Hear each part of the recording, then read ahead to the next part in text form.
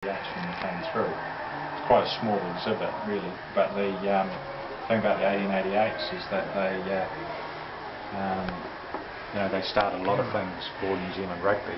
It's a wonderful story. The longest rugby tour in history, 107 games, and they're away from home for 1 year and 2 months. Back in the days when you couldn't just fly over and back again in a day or so. We've got a cartoon here of the what the English thought was the 1888 Oh, right. Like. Yeah. Probably a very typical 19th century attitude.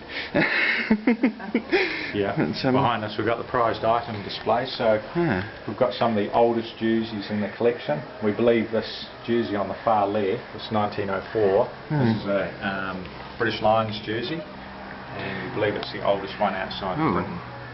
Yeah, we've got the label The there. 1905 jersey from of Jimmy Hunter's. And he's got an exceptional try-scoring record, Jimmy Hunter. Played 36 matches and scored 49 tries, so really stands up there with the best of the guys today. Now, one thing to notice about these jerseys, apart from the ferns are different, that's actually made of wool. Ah, the All Blacks went on their northern tour in woolen jerseys. And yes, I had a look at the Rugby Museum website yesterday, and one thing that stood out for me was just the visual, how this particular jersey looks with the shoelace looking thing there. It's very different to what they wear these days. We'll go over to the whistle and coin. These things are good.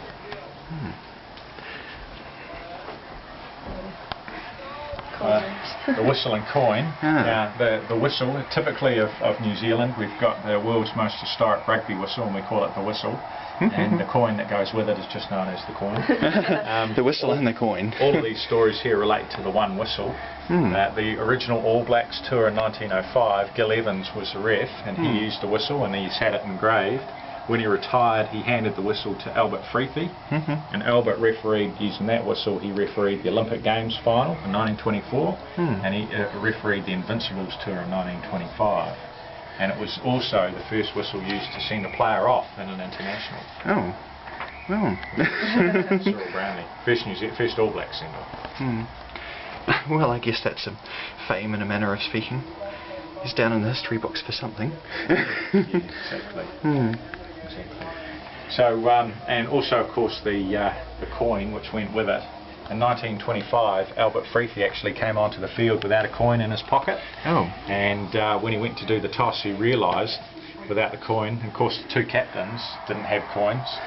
Now, luckily for us, Hector Gray was sitting on the sideline, a Kiwi, and as you know, all New Zealanders dig deep when it comes to charity. So he pulled out, he pulled a florin out, and they did the toss with a florin, and he had a real eye for history, because immediately after the game, he had the coin taken away and embossed with an English rose on one side and a silver fern on the other.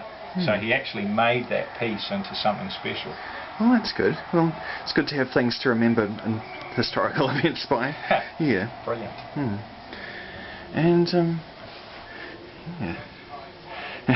and all this stuff's going to be moved to the Te Manawa complex in about a year or so.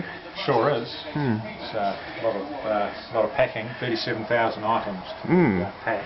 Yeah, We've only got about 1,200 on display. Wall of jerseys, yes. I remember reading that you've got over 30,000 items, and the space is so small that you can't actually display most of them. I guess even in a larger space you won't be able to have everything permanently on display, but at least you'll have more on display.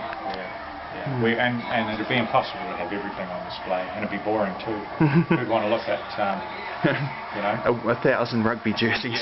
1,000 rugby jerseys, 300 All Black blazers, 300 blazers, 500 caps, and then there's only so many of those you want to look at. You want to look at things that have stories behind them, and that's what the Rugby Museum is all about.